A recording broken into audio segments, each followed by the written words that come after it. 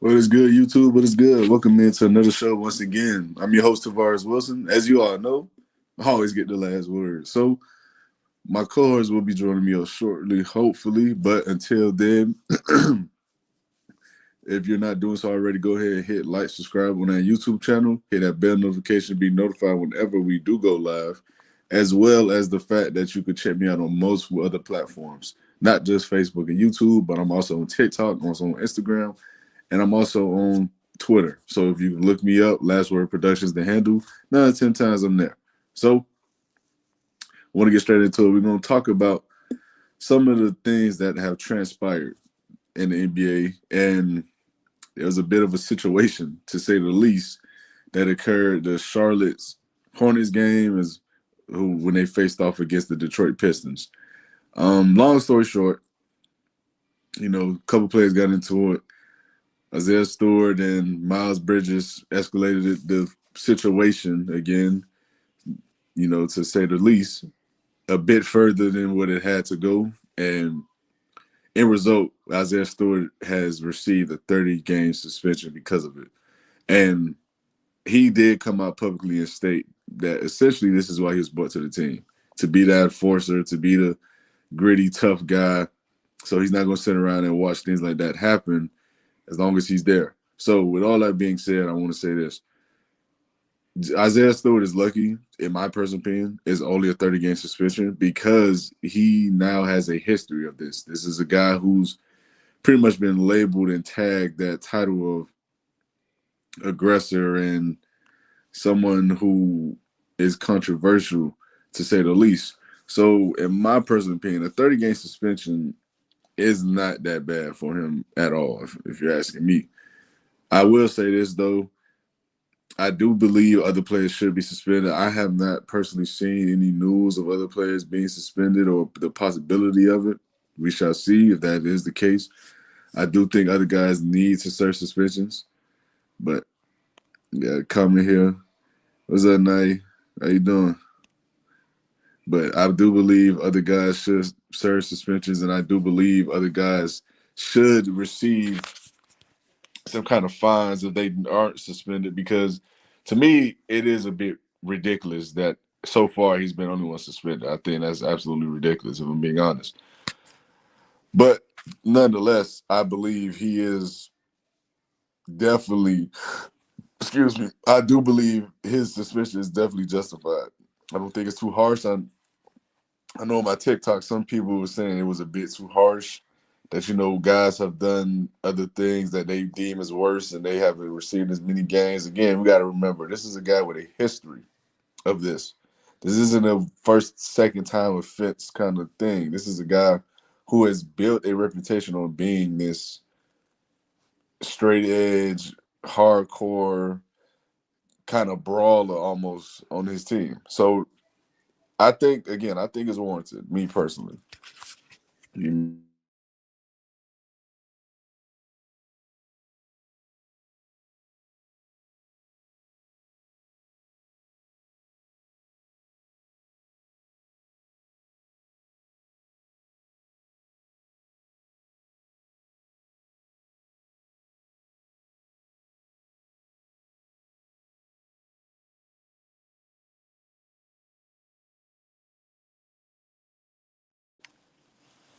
My apologies for that, y'all. We have some difficulties getting people up here. I'm not sure why. Hopefully, the link I just sent works. But nonetheless, though, to wrap that up with Isaiah Stewart, I do believe for sure the suspension was warranted. I think it was necessary. I think the amount of games are necessary. In fact, like I just said previously, I'm surprised that it wasn't more games. I thought he would be suspended for the entirety of the remainder of the season, if I'm being honest.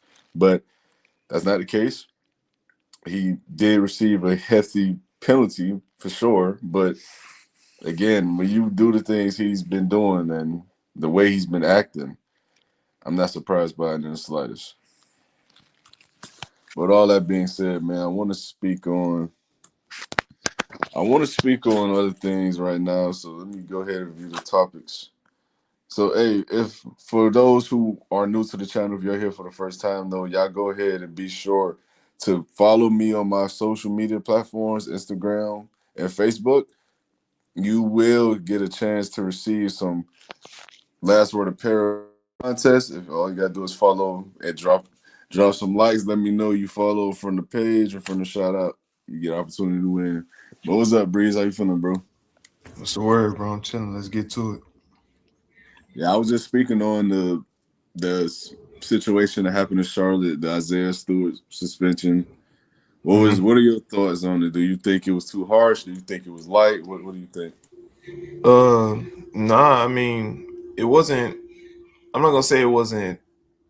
Well, I'm gonna say for context, in the grand scheme, it wasn't harsh because Isaiah Stewart is a repeat offender for things like this. He's had multiple suspensions for actually physical altercations in the NBA. So for them just to throw 7 games, um, I think that was light. That was a pretty light slap on the wrist for a repeat offender. Now, if it was a first time offense and they gave him like the 2 game suspension, how they gave Jalen Duren or something, I will understand. But context matters because they strictly implemented rules where you can't leave the bench and run to actually initiate in a fight. I don't know if you remember, it was the Nuggets and the Knicks, and I think it was Carmelo and I think Randy Foye or something like that when they Yeah. got into a fight and a bunch of teammates ran from the bench and they escalated things. So since then they've been trying to keep, you know, players from, you know, staying out of scrimmage and kerfuffles like that, you know, from joining off the bench. So I think for 7 games, you know, with the context from a repeat offender and somebody who actually ran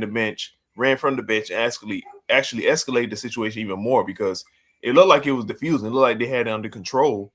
And then Isaiah Stewart just ran in and then like, you know, just reignited the fire. So I think every party included, deserved suspensions during for swinging. Musa Diabate, you know, he swung and kept swinging and kept swinging. Miles Bridges got some swings in, and then Isaiah Stewart came in and escalated. So, do I think it was harsh? No, I don't think it was harsh enough because you're not standing on what you're trying to, you know, keep players from doing. Like, I think there should actually be like, you know, a financial fine that gets thrown in because, like I said, Isaiah Stewart ran from the bench.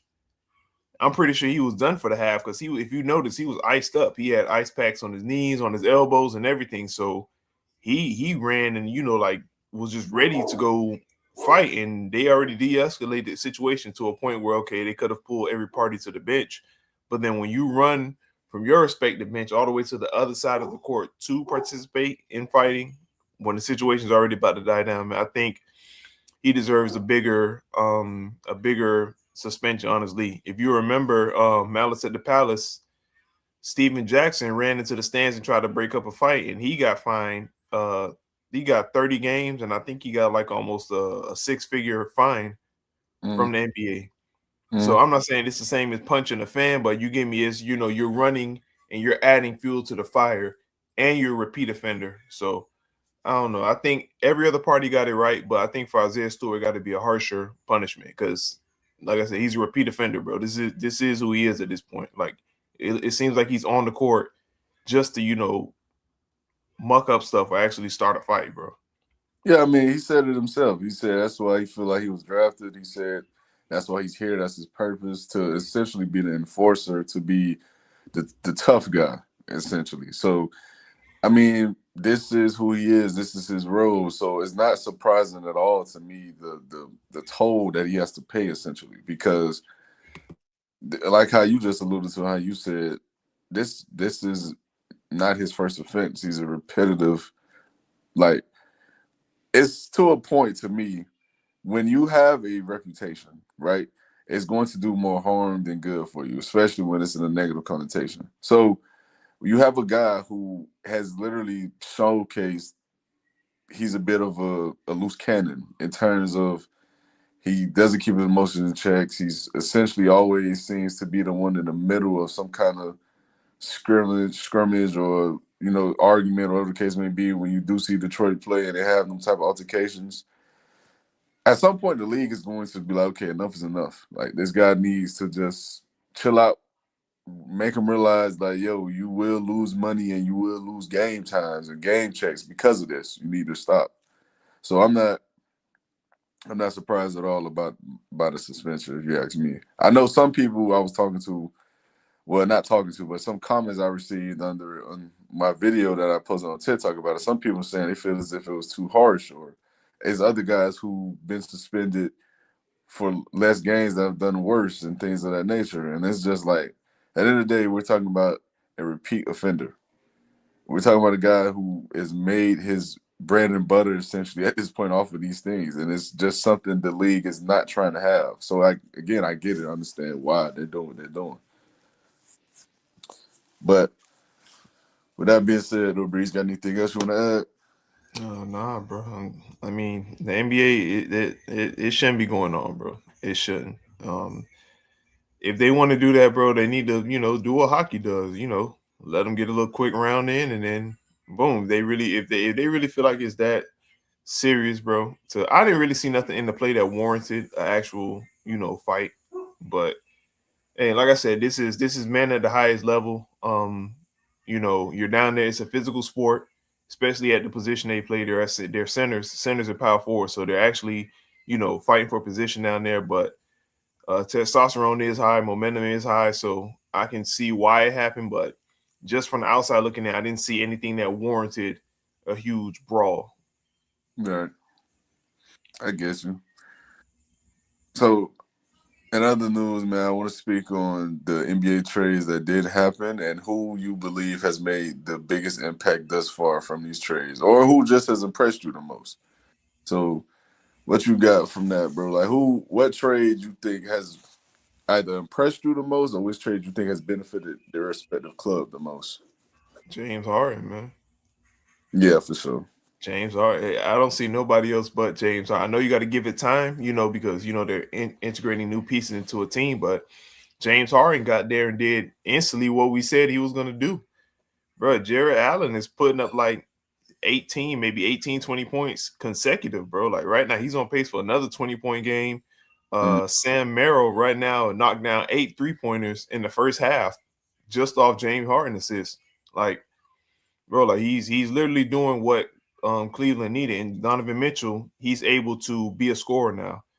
Like we said, he doesn't have to go out there and try to, make offense for others and try to put up 27, 28 points a game, you know, because that wasn't him from the beginning. He was always a scorer, always a gunner, and he's at his best when he has somebody to run that offense. Like when he was in Utah and he had Mike Conley to run the show. They all made all-star games that year. Mike Conley, Rudy Gobert, Donovan Mitchell. So I think that James Harden trade was the best, honestly. Um, I would say my Celtics trade with Nikola Vucevic, but like I said, the deadline, like we still got to integrate him in because we weren't even a low post playing team. So he was our only low post playing threat. So, we're experimenting with the roster. You gave me, we're trying to, okay, starting lineup, okay, bring him off the bench and let him run with the second unit, or let him run with the second unit first and then bring him in for late game situations. So we're trying to fit the pieces in with him. But James Harden instantly came in, and I think it's 3 games already. yeah, They're looking like a cohesive unit, bro. They're looking like they've been playing 2 years together. yeah, yeah. It do look good out there, man. But for me, man, not to I don't want to keep being a dead horse or anything like that, so I'm gonna go in a different direction. I'm gonna say Zubac. I know he hasn't made his debut yet, but I want to put things in perspective for people, man. We gotta realize something. He's 28 years old. He's going to pair with one of the best playmakers in the league, and Tyrese Halliburton, and this team is going to get healthier and they're going to get better. I just believe when you look at the Pacers right now, what they're set up to do, I think it's going to be a team to be reckoned with for the next at least 5 years because they have talent. They got some guys who are proven winners on that roster, like Pascal Siakam. They got some guys who are gritty players who play hard, who are coached well. Rick Carlisle's doing a hell of a job over there. So I'm not gonna say it has paid dividends yet, of course, because again, you haven't seen the end product or the full product yet. But I do believe when it's all said and done, I think that trade will be as just as beneficial, if not more, than the James Harden trade. So I feel that way similarly about the Nikola Jokic move. I feel that way about that as well. But I just feel as if you have a bit more of a ceiling there with Zubac because I just think he's a better rim protector. I think he's a better slightly better rebounders, even though it's close. But I just think it's more there for them in terms of what they do and what they do well. Because when they have a big, they play pretty damn well through the post. But that's all I got. Because I just didn't want to pick the same answer because I think it's clearly James Harden. But Yeah, for sure. but let's Match made in let's get heaven over there. let's get into the Super Bowl recap, man. I want to speak on some things we've seen, some things that I heard, and some things that are being said. So first thing I'm gonna ask you, my boy. So as we all know, the Patriots did not go at them as an offensive unit. They did not have a good game. It was Mm-hmm. not good by any facets of the imagination. Mm-hmm. The first thing I'm gonna ask you, dog, where does this now leave Drake May in terms of the quarterback we believe he is? Because as we all know, he did not play well throughout the playoffs at all. He had one good half of football against the Chargers, and outside of that, he was just a shell of himself the entirety of the playoff run. Mm-hmm. And there's no guarantee that he could get back to a Super Bowl. So, with all that being said, what are your views and what do you think of Drake May at this point as we stand? Honestly, bro, sky's the limit. Honestly, this is his second year, right? Yeah, Second year, bro. He's coming off a season where, granted, people say it was a cupcake schedule. Mm, it was the easy year and everything, but this is the NFL. It's professional athletes out there. It's the best football players in the world. The best 54 on every team is coming to play every given Sunday. And he went out there, and not only was he surgical in his passing, because I think he led the league in completion percentage, if I'm not mistaken. yeah, he did. Um, he was a very efficient runner, a damn good runner. We knew he had wheels, but Drake May was carving teams up with his legs. I And he think he was actually led also the league in quarterback rushing yards. I think. and he was damn good with his arm. Granted, like I said, people like to say it was a weak schedule, but to go out there and to play against the top football players in the world and do what he did and beat and lose by a hair to an all-time great quarterback in Matthew Stafford for the MVP, it shows a lot, bro. The ceiling is nowhere near tapped for Drake May. Because, bro, honestly, there is times where he looked confused in certain coverages. If you throw exotic coverages at him, he does still look kind of lost out there. His processing can be better. Even though the line was terrible, there are plays when Drake May was rolling throughout the year, his processing could have get better. And that comes over time. Like, you can't rush that because there's a huge jump from college to the NFL. Coordinators, their jobs are to make it hard for you. So with Drake May being young and him not seeing everything that he's seeing now in the NFL before, it's growing pains. Now, did he actually have a damn good year before we actually saw sign of growing pain? Yeah, maybe his growing pain was the Super Bowl. But this doesn't discourage me in the slightest about Drake May because, with honestly, with everything he was working with, Will Campbell was supposed to be that shore up left tackle on that offensive line, and he, bro, that was the worst playoff stretch for a lineman I think we've ever seen, bro, ever. Like I don't remember anybody getting abused like that for a whole playoff run, bro. At the on the offensive line, bro. Like he was getting targeted and picked on. Granted, he's young as well. He was going against some elite pass rushers and talent, but you know how quarterback is, man. You are as good as your line. I know quarterbacks are gifted. They say they can, compensate for poor line play, but when you're revolving doors, man, there's nobody on planet Earth that can process in 0.02 seconds, bro. If you have no time to process, bro, it's nothing because the quarterback game is 75% mental. We've seen athletes that were freak athletes at quarterback position just can't get it down because they can't process right. So timing matters.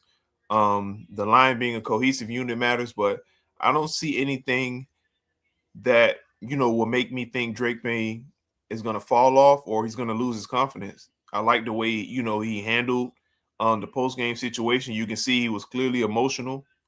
It hurt because like you said, it's the Super Bowl, is the biggest game of his life. He wasn't a quarterback that was like, you know what, it is what it is, whatever. Nah, I see this turning into fuel for him to get better because all he can do from this season is get better. I like the way Mike Grable said, next season we're back to square one. We're not going to hang our hats on this. We're back to square one. And I really think for a second year quarterback, have we ever seen a second year quarterback, have such a damn good season like Drake May has, like MVP type? Have you? I can't recall, bro. I mean, the only guy that come to mind is Patrick Mahomes. I mean, Oh yeah, Pat Mahomes. But yeah, he threw 50 that was touchdowns. technically Pat first year, right? Because he played Nah, one game the year before. it was his second. But if you wanna go off of that, then Yeah, because he played one game, one garbage game at the end yeah, of he the year. played. Yeah, he played. I think he played two. I think he came in the first one late, and then he started the second one. Okay, But I okay. mean, So if you yeah, don't like if you that. don't want to count that one, then nah. Yeah, so I think, bro, this is a building block for Drake. And then look how Patrick Mahomes turned out, bro. He went on a run after his second season of dominance. So I'm not saying Drake May is gonna be Tom Brady or he's gonna be Patrick Mahomes, but I don't see any reason for me to start doubting him, bro. He's in good hands. Vrabel's a hell of a coach. McDaniel's a hell of a coordinator. Hope they can keep them all together and they get back to being the Patriots, bro. But I'm impressed with Drake May, bro. Honestly, yeah. Okay. First up, before I go, man, hey, appreciate you, Kenneth, man. Appreciate the follow. Appreciate the subscribe. Hey, make sure you go to the channel. You click the bio on the link, man. We got plenty of more content. I got plenty more content on my other pages. You can check us out there. But let me say this about in regards to Drake May. I don't doubt that Drake May will get better. He's immensely talented. He's one of the best quarterbacks in the league right now already. In his year two, I believe he's only 23, 24 years old. This is a guy who, sky's the limit for him, honestly, if I'm being transparent. My only concern is he does seem to have a bit of a concern when it comes to being rattled. And that's not something a lot of players, especially young players, typically just grow out of.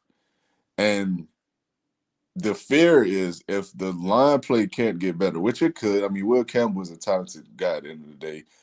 Jared Wilson, the left guard they have, he can play.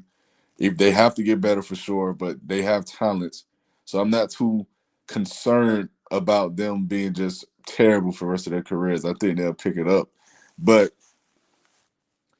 in that game, I realized that when Drake May is rattled and he is flustered, he's simply just not making the reads because there were opportunities in that game for him to make reads and make certain throws, and he just couldn't do it. He just couldn't do it. And for me, that shows a lot about the quarterback you have in terms of their mental toughness and their mental capacity. And I'm not going to sit here and say I think he's weak minded because I don't believe he's weak minded. But I do believe when the going gets tough and it just continues to just feel like an uphill battle for him, I do believe he is a player who confidence can waver. And I think he's a guy who is going to give you opportunities as he did in a lot of these games this playoff run to help you or your team steal the game and take the ball away, get a touchdown, or whatever the case may be. So I'm not concerned about Drake May as it stands, no, because he does have a good coach in Mike Vrabel. They got cap space. They can go out and get another receiver. They can go out and get online help if they choose to go that route. They can go out and do a lot of things.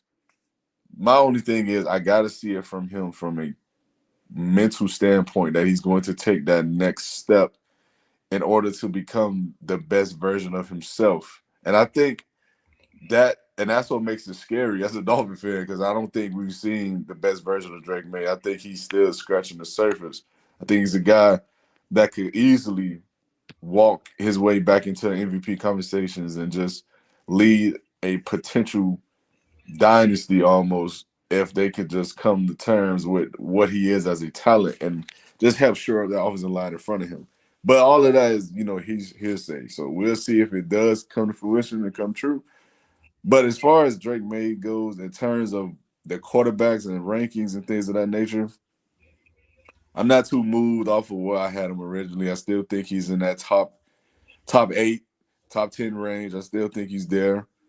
I mean, I can, if you got him 10, 8 through 12, I mean, that's cool too, but he's in that range. So I'm not mad at it at all. I don't think he gets knocked for that either, if I'm being honest. But anything else you want to say about Drake, man? No, bro. Like I said, sky's the limit, man. All right, for sure. So I want to talk about the other quarterback, man, because as we all know, there's going to be a lot of conversations. There's going to be a lot of topics. There's going to be a lot of people putting Sam Darnold in conversations that he was not in previously. And to truth be told, they've already started because I've seen them.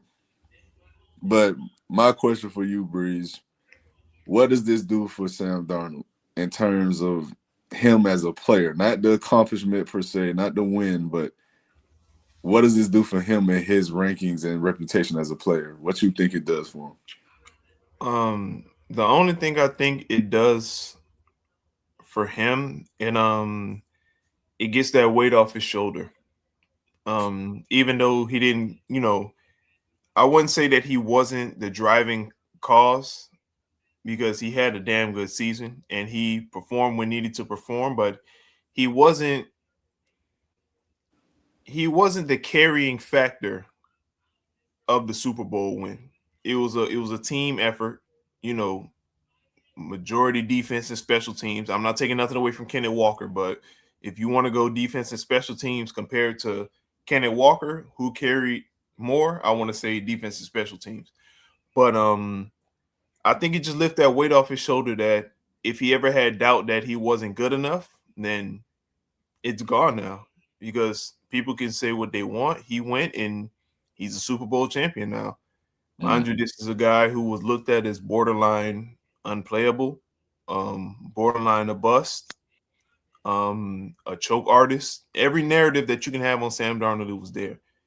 And turnover machine. He has some Brett Favre in him. He's going to throw a bunch of electric passes, but he's going to throw a lot to you. There's a bunch of narratives running around Sam Darnold, and I think now he can be more comfortable within himself because he's found a home that can not only lift his strengths but also minimize his weaknesses. He's got a team where if they keep it together, he can get the ball to his playmakers. He doesn't have to go out there and try to play hero ball, which we've seen in the past.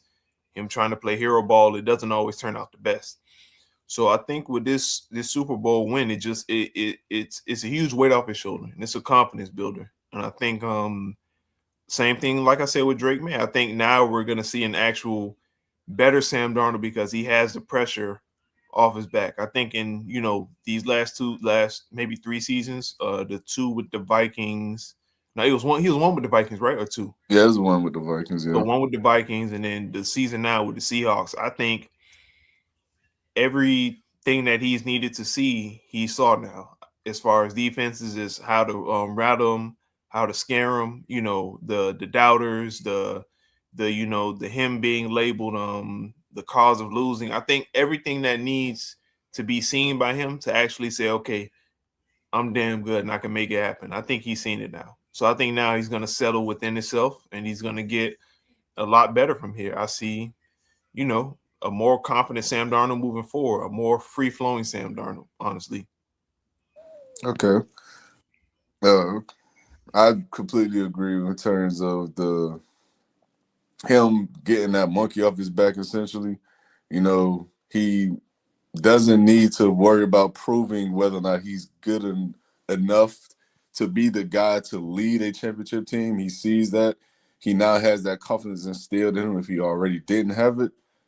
And, good for him, man. I mean, let me just start there because this was a guy, like you said, was written off essentially. This is a guy who a lot of people did not view as a guy who was even a decent quarterback, let alone a potential franchise Super Bowl winning quarterback. So I got to start by saying congratulations to Sam Darnold first and foremost, because this is something that no one thought he could do. Not even the biggest Sam Darnold believers thought he could do this. So I got to start off with that. But with that being said, man, I got to say this because, like I said, I've seen it. I've been hearing it. It needs to stop. He's not this top 8, top 10 quarterback. Is he a good quarterback? Yeah. We can say he's a good quarterback definitively. Is he a quarterback who I believe is one of the 8 to 10 best quarterbacks in the league? No. For me personally, no. He's not that. He's not there. I don't think it's any more he can do to get me to that point unless he goes out and the Seahawks just string together Super Bowl after Super Bowl, and he puts up godly numbers or really good numbers, and then it's like, okay, yeah, you're moving me now.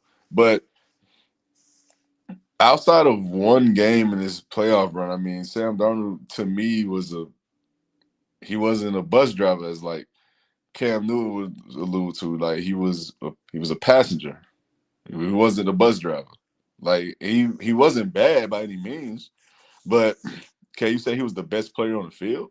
I don't think he was the best offensive player on the field for the Seahawks. So it's hard to say when you have. It's similar to me, like I said before. I said this even before, Breeze. It's for me. It's like the Jalen Hurts situation all over again, where everyone tried to push Jalen Hurts into these top 5 conversations, saying he was this, he was that, he better than Herbert, all this other stuff. I was like, gang, slow down.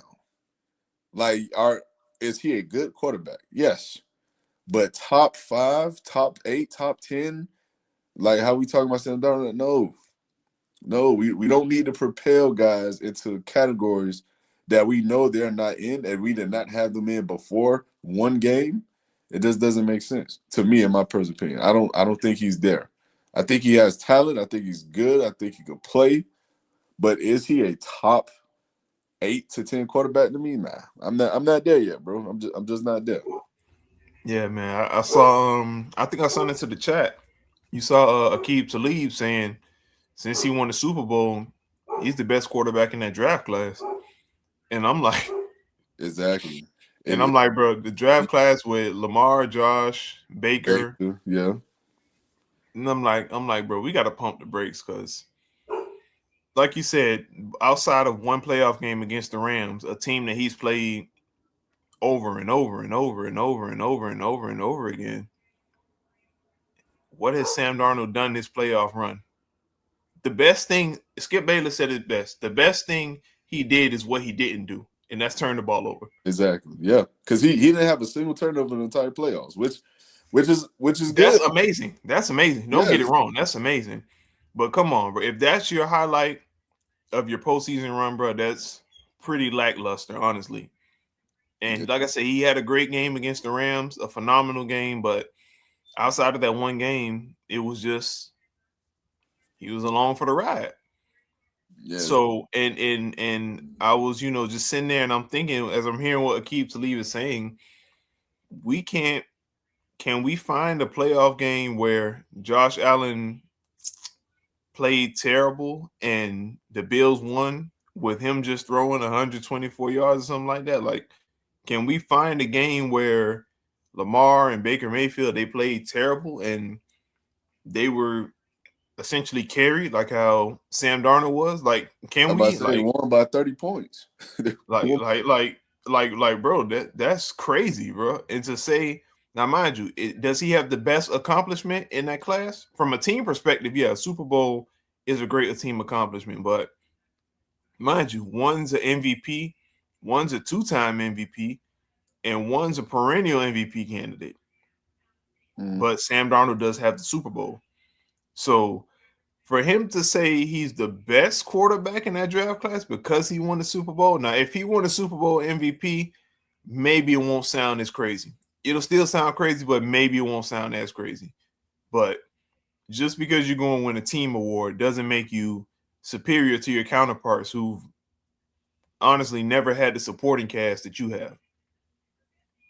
yeah, for sure. I completely agree, and that's another thing that kind of rubs me the wrong way because I seen Emmanuel Ocho mention this. He said, "Oh, Sam Darnold went out here. He's winning these games. He's doing these things with a top unit, top defense.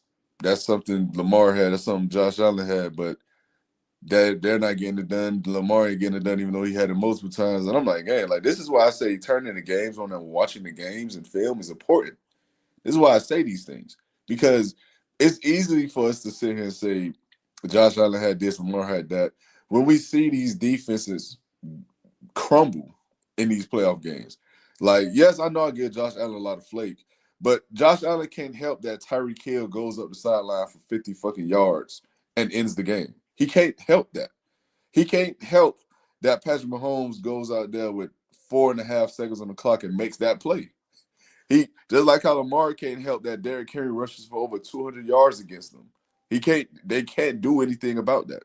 So we could sit here and we could say these things, and we could insinuate that this should happen because this happened for this player, when in reality you're leaving out the nuances and the complete context of the games and the situations. Because who did we see kill the Seahawks offense? I mean defense, excuse me, for 200 yards? Nobody. We ain't see nobody rush for 200 yards in them and 2 touchdowns. We didn't see that. We didn't see a guy running up the sideline with 5 seconds left on the clock to help tie the game and go on to win the game. We didn't see any of these things. We didn't see drops. We didn't see fumbles. Like Sam Darnold went out there and he played with a unit and a team on both sides of the ball that was as fundamentally disciplined and sound as you would see in this league. And shout out to Mike McDonald for that because he's proven to be a brilliant coach. And if he could have another year similar to this or like it, it's gonna be some conversations being had about these top coaches in the league. He gonna have to move up a peg or two.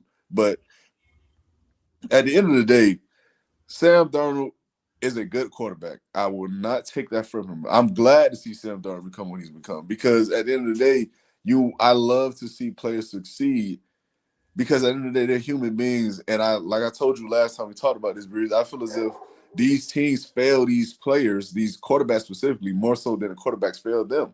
He is proving that right now. So I'm not against anything we're talking about in terms of that.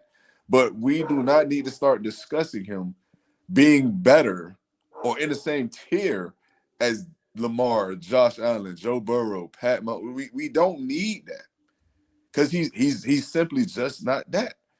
Like it's so easy to just go out and say these things because he won a Super Bowl, because he's won 14 plus games back to back season as a starter. It's so easy to say these things. And it's impressive. Nonetheless, it's impressive. But has there ever been a game where we looked at Sam Darnold in these same games, in these same seasons, and said he's the best player? Have we ever said that? I can't recall a game where we said that. I mean, if you want to argue the Rams game that just happened, then okay, sure, cool. I would still say Stafford was damn good, and that's a toss-up. I would say JSN was damn good. That's a toss-up, but cool. I've seen these other guys take over games.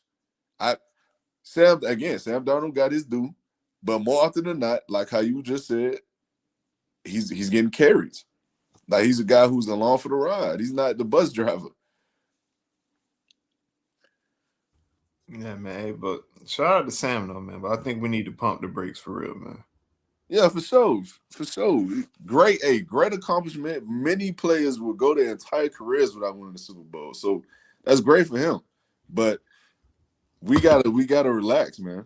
Like we gotta relax.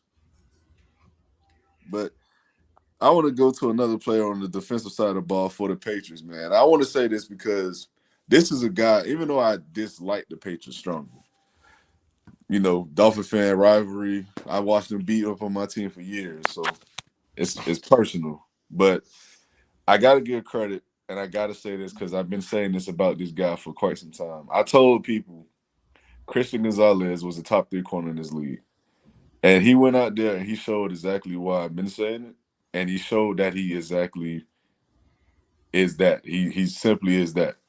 And I know a lot of people push back on me about it. Like people was telling me they'll still take Sauce, they'll still take. Some people even said Ramsey. Some people said they still taking Jalen Johnson, Quinyon Mitchell, stuff like that. And listen, hey, all of these guys can play, man. But I'm telling you, when you look at Christian Gonzalez play, the physical ability and talent he has, and just the catch-up speed, the ball skills he plays with, his hands, his technique, the footwork, like he simply just looks better when he's playing the position than most guys does. And I just think outside of Derek Stingley and PS2, I mean, I really can make an argument or not really see one bypassing him at that third spot. I just don't see it, bro. And I know Quinyon Mitchell, first team All Pro corner. I get it. I know Jalen Johnson been pretty damn consistent for some years. I know these guys can play. I'm not taking that from any. I know J.C. Horn can play. I ain't taking that from any of these guys. But Gonzo just look different out there, man. Like he plays the position I believe how it should be played in terms of zone coverage, reading the quarterback eyes, playing your man with discipline and disciplined hands. I know he can be overzealous at times and gamble, and that's why he get beat sometimes over the top.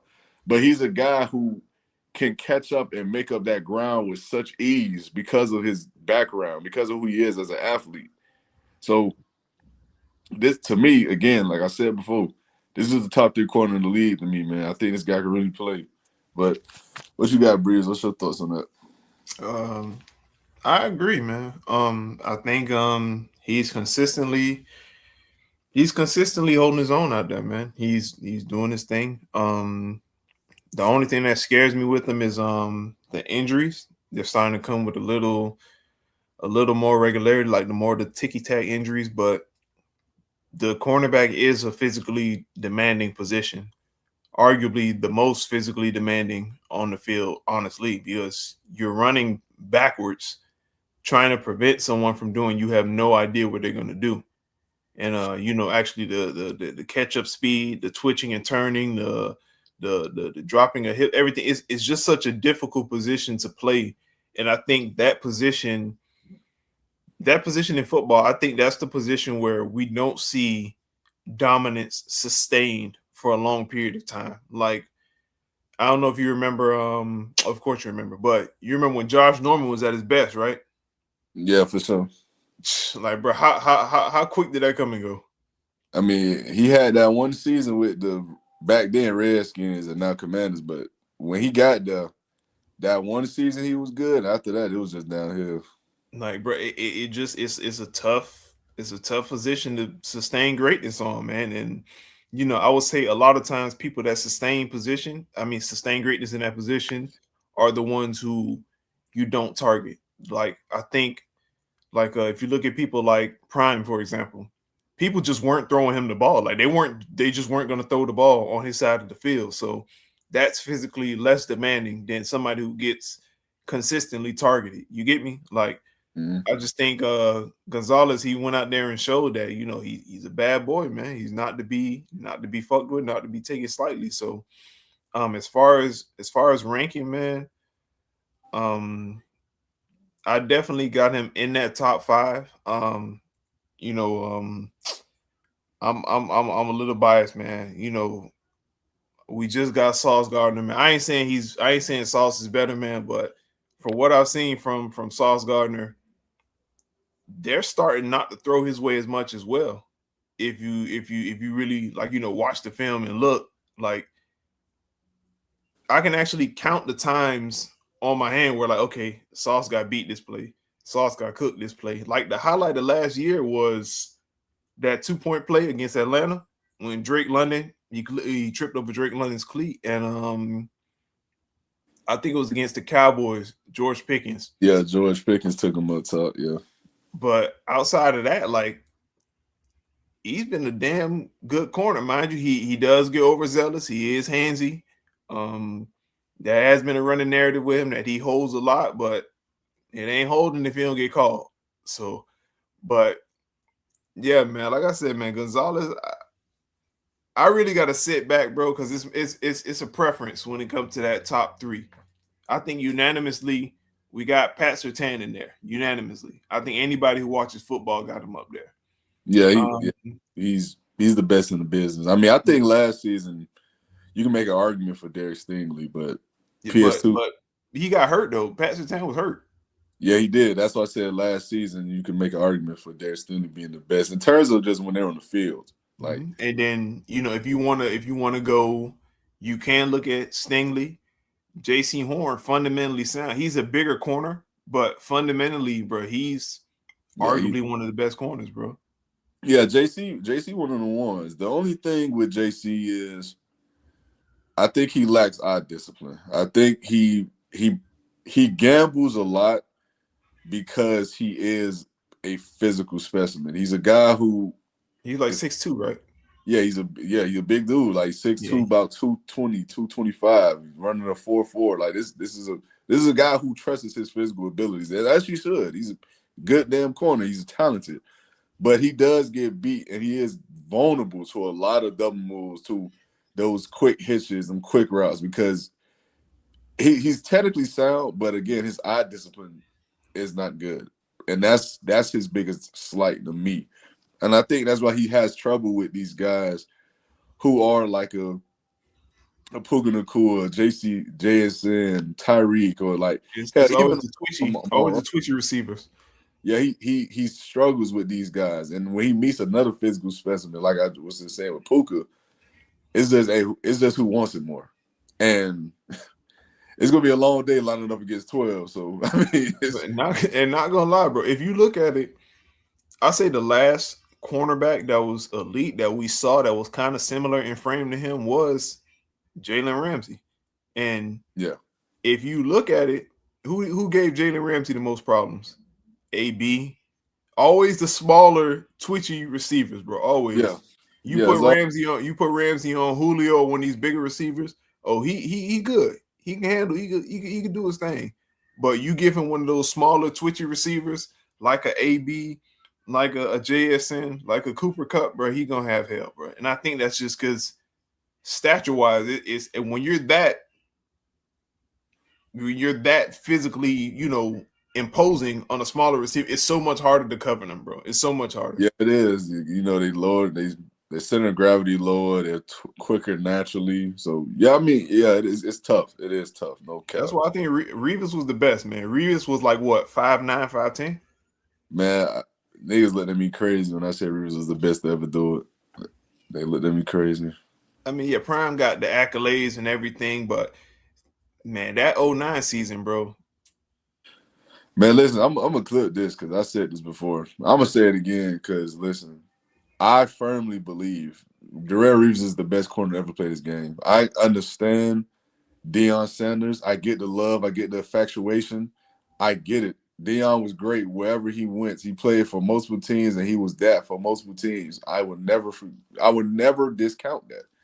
But again, when you're talking about a guy who could go out for a 3 year stretch before he tore his ACL, we're talking about a guy who could go out and literally erase number one options consecutive games. We're not talking about guys running the mill number ones. We're talking about the greatest to ever do it. We're talking about Randy Moss, Calvin Johnson, T.O. We talking about Steve Smith. Like these are top 10 Reggie all Wayne. and he went out there and made these guys look like they didn't even belong on the fields. I'm just like, again, no disrespect to Deion, man. No disrespect to any of these other great corners all time. Whether we talking about Aeneas Williams, whether we talking about Charles Woodson, Don Hughes, whoever. Darrell Reeves is the best corner this game has ever seen, and I would stand on that proudly. I truly believe that. I'm with you, bro. I'm with you. Trust me. I'm with you 100%, dog. Yeah, but let's move off into the end of the game, man. So I want to speak on Kenneth Walker getting Super Bowl MVP. I'm gonna just cut straight to it, bro. Do you think it was the right decision to give it to him? No. Who you felt like should get it? Jason Myers? Yeah, hell yeah, man. But I said the same thing, bro. Niggas told me I was tripping because Kenneth Walker carried the offense and he got them down the field. I'm like, nah, he ain't put points on the board, bro. Like Yeah, points on the board. think about it. Like if Jason Myers, like we can say this. If Kenneth Walker wasn't playing, there's still a possibility that they can get up the field. If Jason Myers wasn't playing, who's putting those points? He accounted for almost half of their points, if I'm not mistaken. Like, bro, he went out there and set a Super Bowl record for most field goals. Like, he did it in every aspect, bro. Like, he extra points, money, field goals, money. Like, yeah. Let's say if Kenneth Walker, like I said, let's say if Kenneth Walker didn't play, and it just came down to a field goal game. That right there says it all for me, bro. Like I really think they could have won without Kenneth Walker, honestly. And there's no slight to Kenneth Walker, but yeah, he had a good game. I mean, hey, more power to him. that was a damn good game. But I really think they could have won that without Kenneth Walker. If Jason Myers isn't money, they're not winning that because the majority of their points came from his kicks. Yeah. What do you have, like 6 field goals? 5, 6? Yeah, I mean, he made all the first half points. And he broke, like I said, he broke the record for field goals made in the Super Bowl. Yeah, So, bro, Jason Myers, bro. I know a kicker's never gonna give it because they're like, "Oh, you got one job," but we've seen that one job. yeah, lose games. Yeah. Yeah, So, Jason he, Myers, bro. yeah, he for sure deserves it in my opinion. And I know it's not the beauty pageant, selection. I know it's not the Miss America selection, but if you're talking about the MVP, the most valuable player in one specific game, it has to be Jason Myers because again, he put up their all of their first half numbers. I mean, his points. He put up all of their first half points. He was the reason why the game wasn't even close. Was it reason I was out of reach? Yeah, the defense as well, but you can't give it to a unit. You got to give it to a player. So at the end of the day, we're talking about a guy who went out there, biggest game of the season, and he did not blink. He didn't flinch. Every kick was through the uprights. Every kick was money, and it essentially won you the game. So in my opinion, I just don't see how we justify not giving it to him. And the only thing you could say is because he's a kicker. That's the only thing you can say. Because other than that, I mean, what's the argument? People just hate us, man. Honestly, they gotta be just people hating, man. Yeah, he deserved it in my opinion for sure. I think he was robbed of it. And again, there's no disrespect to Kenneth Walker. Shout out to Kenneth Walker. I think Kenneth Walker is a good running back. But if we're talking about just MVPs of a particular game, you got to give it to him. But let's go off into the next topic, man. It's gonna be the last topic of the night. We're gonna speak on the awards that were given and whether or not you agree with this selection. So we're gonna just go through this and you're gonna say yes or no if you agree, bro. So first one we're gonna go through comeback player of the year. We got CMC. Yeah. Uh, I think him and Joe Burrow just back and forth with the award now. At this point. But yeah, I mean that's not a bad take. I ain't gonna lie. Wait, Next, time out. One question: Why did they put Trevor Lawrence on the ballot for that? For what? What did he come back from? I guess he just came back from being ass. I don't know. I mean that's the only thing. I But he mean was still he ass one half did of the get hurt. season, bro. He did get hurt after that Al Shire hit, but I mean, then he played after that. So That's what I'm saying. But CMC, we thought he was done. yeah, we did. Yeah, he had them issues going on with his knee. Had to fly out the country to go see a specific doctor. So yeah, right. Hey, shout out to CMC, man. He came back, looked as good as ever. But next award we got, I think this is another layup. We got Defensive Player of the Year, Myles Garrett. Oh, for sure. Yeah, Easy. yeah, you break the sack record. You're the best defensive player in the league.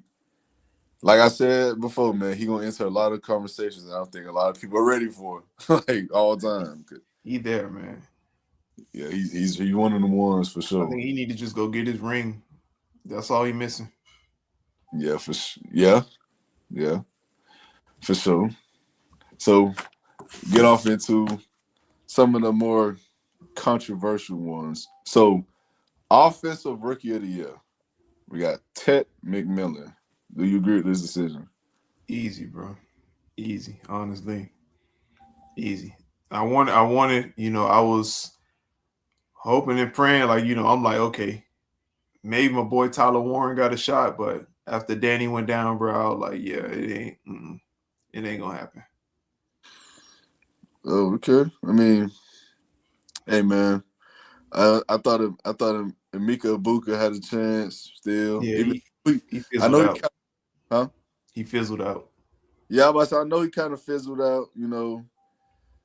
Once Baker started to struggle and he struggled, so I was like, yeah. I mean, I don't really see it going his way, but I thought he still had a shot. But Tet winning it, not gonna lie, I'm not mad at it at all. Tet has shown he is really one of the ones at receiver already. As a young receiver, I think he's blossoming and helping his quarterback become better because I think, and I said this before, I think a lot of people downplay how much better a true number one receiver makes a quarterback. And when you don't have that, the game is just that much harder because now you have to actually find guys consecutively in terms of who you can trust from a game to game basis versus knowing a guy's going to show up and show out. always. It's a huge difference. Bro, So could you imagine if New England would have taken him? I mean, hey, it would have been nasty for sure. It would have been Man, nasty, but in all fairness, at the time, Will Campbell wasn't a bad pick to him. But I still think Will Campbell not a bad pick. I think he's in his own head at this point because before he got hurt, he was playing pretty good yeah, football. he was. I do think it was the injury, and like I said, I think it was more the situation. Honestly, I know he came from playing in the SEC and everything, but SEC ain't got nothing on Yeah, playoff football, bro. yeah, for sure. And like we said, the Patriots arguably ran a top 2 to 3 defensive gauntlet as far as like playing defenses in a playoff run, bro. Yeah, It, it, it was a tall task every night, bro. I mean, you got Khalil Mack and you got Uwe that first game. You know, not the greatest, but that's damn sure not a friendly matchup. for a And then rookie you run, at that. and then you run into a first team All Pro and Will Anderson and a second team All Pro Danielle Hunter. Yeah, bro, you can't even say just them two, the whole team, because they like the corner blitz. So everybody was, man. Yeah, so it's gonna be a long night regardless of who lined up across from you. And then you turn around, You you hit the got the number Broncos, sack defense in the league. You got Nick Bonito, and you got whoever the hell else the Broncos want to send at you. Because Hufanga, Dre Greenlaw. You yeah, it was damn sure a tough playoff run from him, man. And like I said, we'll see if he grows from it. I think he will because I think he's still talented. But let's get off into the defensive rookie of the year. We got Carson Swessinger from the Cleveland who won it. Do you agree? easy, easy. I wanted him on Indy, bro, because Swessinger is elite in pass coverage, bro, and he's a damn good tackler. He fits the mold of what today's linebacker is. Honestly, I don't know if you remember. Well, of course, I keep saying I don't know why I keep saying I don't know if you remember, but back then, linebackers were just sideline to sideline tackling machines. Like Yeah. I think that's why I think players that actually transcend the position are actually would actually go back in other eras and succeed. Like a Fred Warner would be a damn good linebacker in Ray Lewis's time because he can actually cover. He can and that's why honestly the best linebacker I've ever seen with my own eyes as a complete linebacker is Luke Kuechly, bro. For sure. Honestly, For no sure. flaws in his game Yeah. at all. He just doesn't have the longevity. That's it. I think he can play in any era. He can play in today's era because of the coverage, and he can also Yeah. play back then because he had that sideline to sideline speed, the Mhm. pursuit, the angles, the tackling, and everything.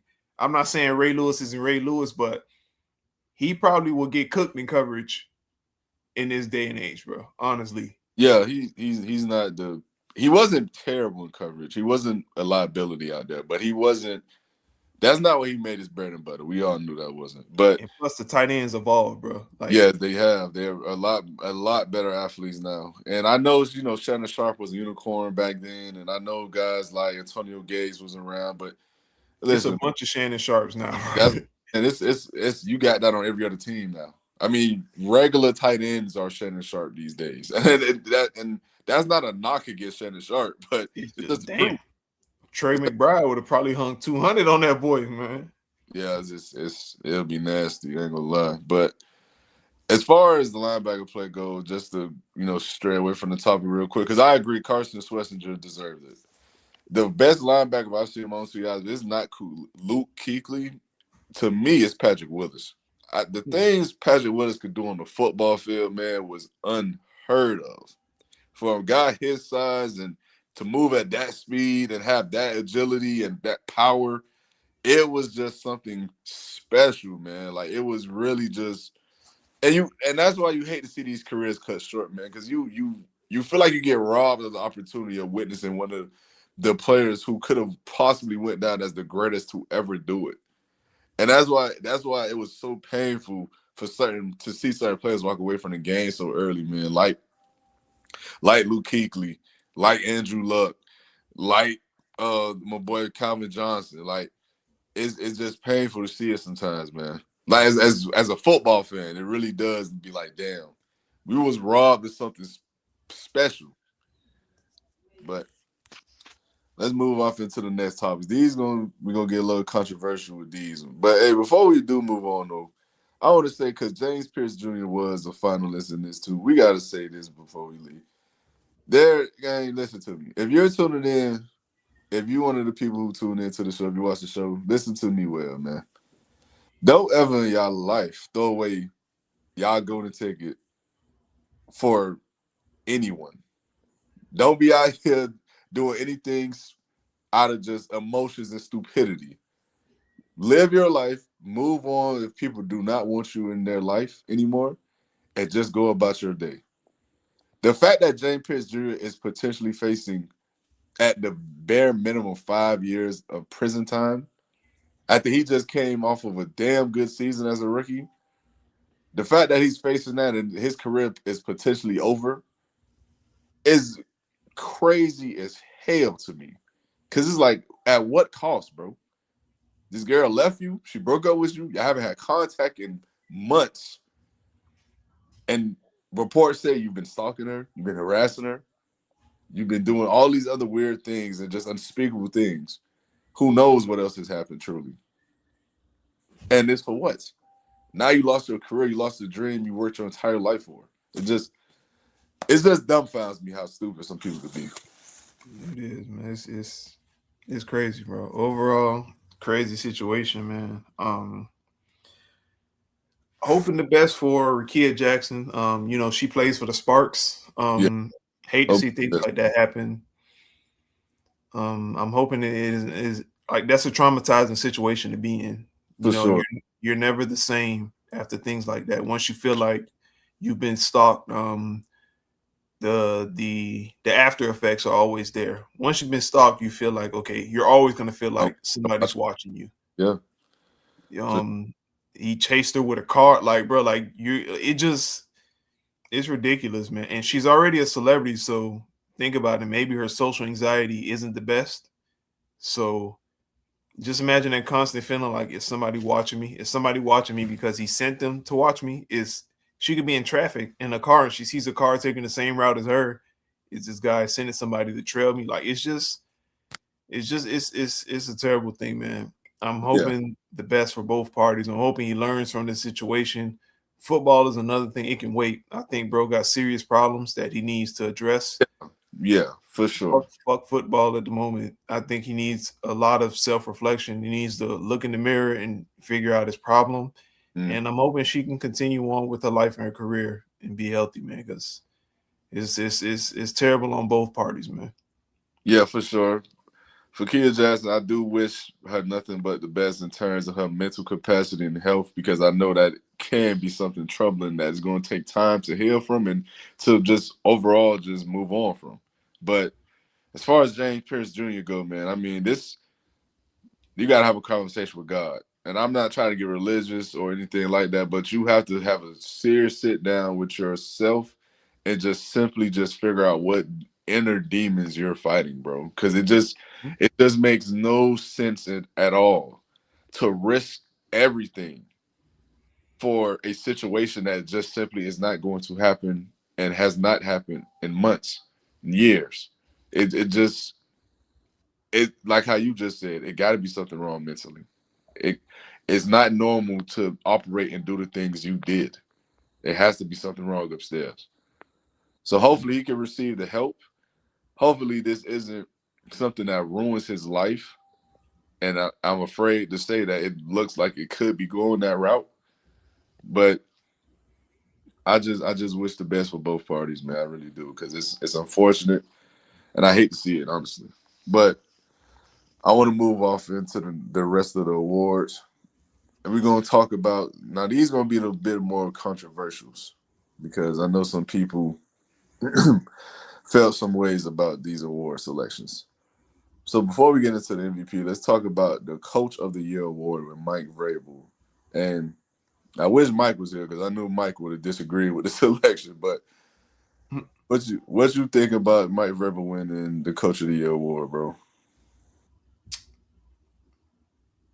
I agree with it, bro. Like, I mean, I understand the Kyle Shanahan situation because I think no one's dealt with more adversity than he has from a team perspective, bro. Like his starting quarterback, then to a backup, then back to his starter. His franchise running back and Christian McCaffrey, status up in the air. You're on eggshells with his status because he has chronic hamstring injuries, which means he can wake up one morning and get out of bed and have a hamstring flare up. Trent Williams, George Kittle banged up, um, Fred Warner. Like, bro, we can go down the list, but this seems like a reoccurring theme with the 49ers. Honestly, I don't know what's going on with the injuries, bro. Like, people want to say it's the facility and electricity and all that. At this point, bro, it got to be the curse of Colin Kaepernick or something, bro, because shit ain't been right ever since they did that man wrong, bro. I think until they fix that, this shit gonna continue to happen, bro, because it's just some freak stuff that goes on, bro. Like Dre Greenlaw tore his Achilles running onto the field. He didn't play a snap of football yet. He tore his Achilles running onto the field. Everyone there, bro, gets lower extremity injuries. It's Purdy with the toe. It's CMC with the hamstrings. It's Trent Williams ankle and Bosa. And like, bro, like I don't. They're cursed, bro. I don't believe in superstition and stuff like that, bro. But they're cursed, bro. They're literally cursed. It makes no sense, bro. It really makes no sense. And then look at people who leave there. Jake Moody went to the Commanders, and he fixed his career. Remember, he was flaring out with the Niners, bro. I don't know what's going on. But I say all that to say, with everything going on, I can understand why Kyle Shanahan deserved to win Coach of the Year. But if anybody should have won it outside of him, it would have been Vrabel for me. So I'm not mad at either one of them winning, but I can understand why Vrabel took that, bro. Honestly, because for what it's worth, the Patriots, they did plug in a lot of pieces in the offseason to get everything together. And they went from 4 wins last year to Super Bowl this year. Not even, you can't count the Super Bowl because, the voting already started at the end of the season. But the Niners last year, they were a playoff team, right? Yeah. So even though they got back to where they were, they're still a playoff team, no. But they wasn't the Patriots. They were borderline. Yeah. So they were, they didn't actually have like a huge redemption story. I think the morale of the team was built because of the injuries, but the Patriots were like 4 wins, bro. And then Patriots won 4 games last season. Yeah, like I understand when you deep dive into context, but the voters aren't going to deep dive into the context of everything. So at face value, all you see is Niners borderline playoff team. Okay, they're a playoff team this year. Patriots 4 wins. Now they're arguably best team in the AFC. Like, bro, like I can see it from there. But when you deep dive into it, I'm not mad at either one of them winning. Okay. For me personally, I think this was the right choice. And I get arguments for, Kyle Shanahan based on the situations. I get the arguments for Mike McDonald, came in, turned around the franchise of the Seahawks, who haven't been nearly the same since Pete Carroll left, since Russell Wilson left. It hasn't been the same. And I could have seen arguments for even someone like Liam Cohen for the Jaguars. Like, this is a team that's always been bad, and you somehow win your division, you go to the playoffs, you get something out of Trevor Lawrence, who by all means has not been good at this in his career outside of this season. So I can see the arguments for all those guys, but the separator for me is the fact that Mike Vrabel came in and adopted a team that essentially had no direction. They had no real path. They had no real answers almost. He comes in, he brings in guys that fits his system, and it's successful day one. I mean, yeah, I know they slipped up against the Raiders to start the season, but after that, it just hit the ground running. I mean, new system, new regime, new faces, didn't matter. Super Bowl, didn't matter. AFC East champions, didn't matter. Number 2 seed, like it just is impressive from that perspective because you're also doing it without a true number 1 receiver. You're doing it with a young offensive line. You're doing it with a defense that has, I believe it was 7 new starters. So this is a team that had a lot of moving pieces and a lot of new things they had to implement, and they still got to a point where they were a top 3 to 5 team in the league. And that's just eerily impressive. Like you can't knock that. So maybe some coaches you can make arguments for being deserving just as much, but we just look at it from the perspective of who came in this season as a coach that had the most impact on their team. It has to be Mike Vrabel, in my personal opinion. For sure. So I let's wouldn't make move. either one, man. Yeah, for sure. You can make arguments for either one, but let's move off into the last award. This was the most controversial. This was the one a lot of people. This was the closest one, but Matthew Stafford, 37 years old, soon to be 38, wins his first MVP in his career. Do you think it was the right choice, bro?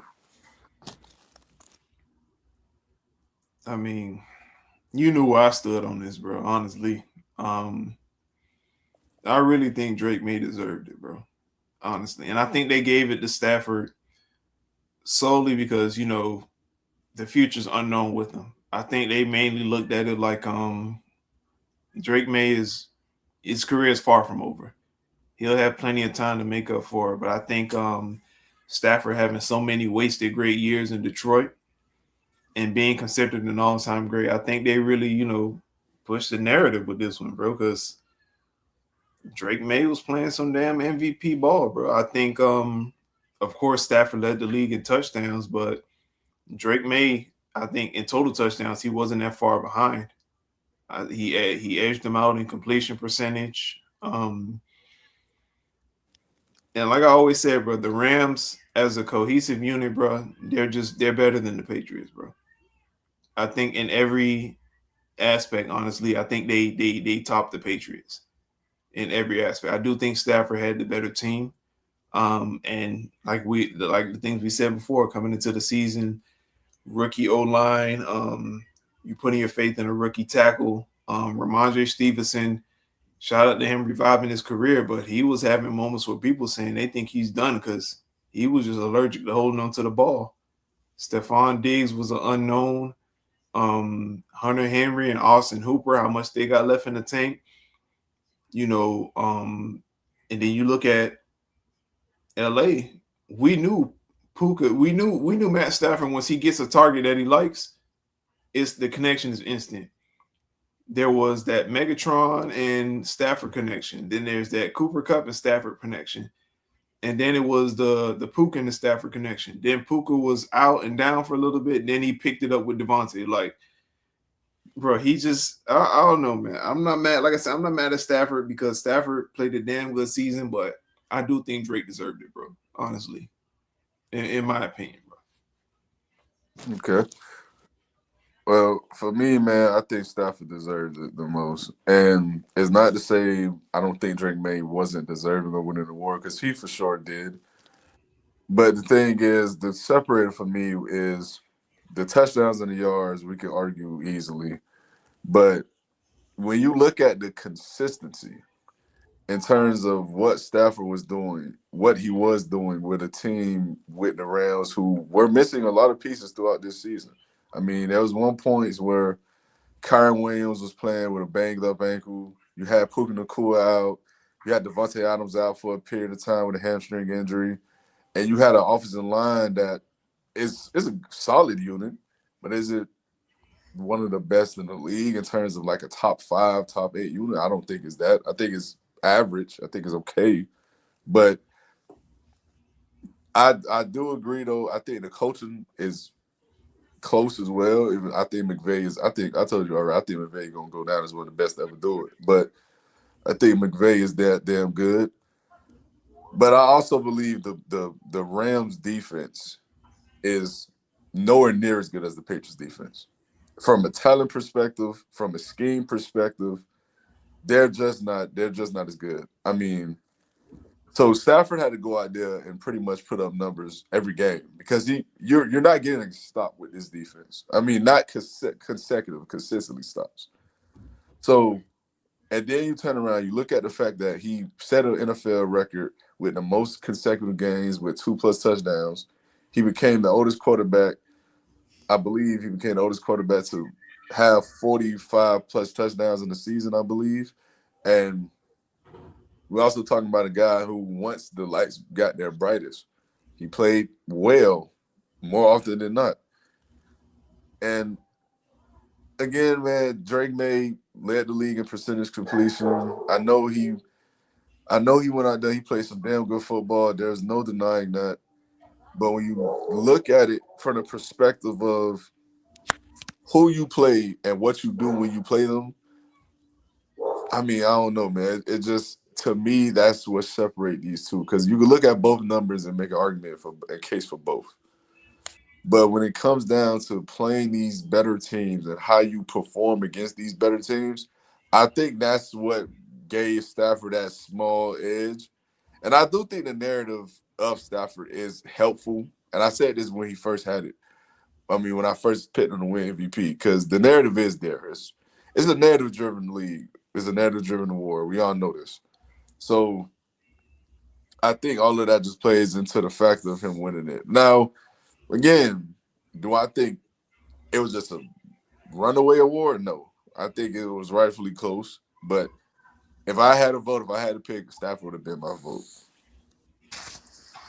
I ain't mad at you, bro. I ain't mad at you at all, man.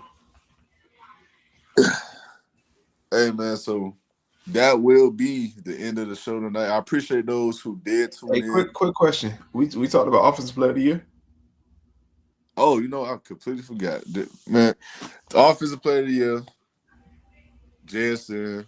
That was another controversial one. I ain't gonna lie. But do you think he was deserving of it? Who you thought should have won it, bro? I personally, if you're asking me personally, I thought Puka should have got it, if I'm being honest. Man, none of them niggas should have got it, man. I thought Puka should have got it. Who you thought? Jonathan Taylor, man. Nah, bro. Man, He come he on, man.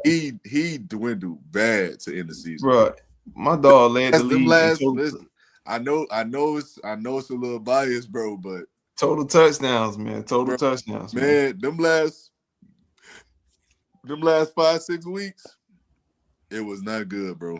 Oh, bro, I ain't gonna lie, bro. I know, man, but It was I not. couldn't really be mad, bro. Like I said, the line got banged up.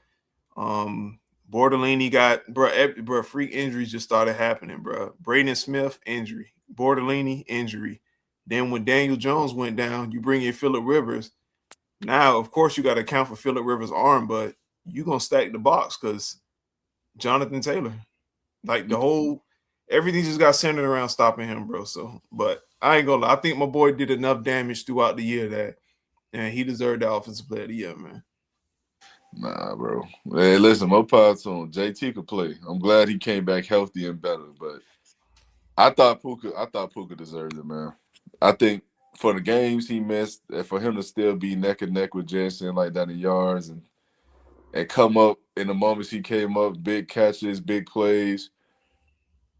It's, to me personally, especially with the fact that you have someone else eating off your plate, because Devontae Adams took a lot of touchdowns off him, and Mm-hmm. I don't know, bro. I thought Puka was deserving, man. I really do, but I'm not mad at Jensen winning it. He had a hell of a season, For sure, man. For sure. but for those who did tune in, hey, appreciate y'all for tuning in once again, man. We will be live again tomorrow night, and we will be doing a Would You Rather. So y'all stay tuned for that.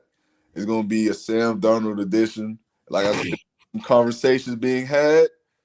We're gonna see what people heads at with Sam Darnold, man. Oh We're man. gonna ask them difficult questions. We're gonna see who we taking them over. But like, subscribe to the channel, man. Hit that bell notification, be notified whenever we do go live. And remember, again, if you want a chance to win any of my apparel or win a signed basketball from a professional NBA player, you go ahead and you follow me on Instagram or Facebook. DM me, let me know you follow. Get your name put in that hat. But you got anything else you want to add, Breeze, before we leave? Nah, man. Appreciate y'all tuning in. We'll be back tomorrow. Make sure y'all like, share, subscribe. I'm all at you, bro. All right, my boy. Yo.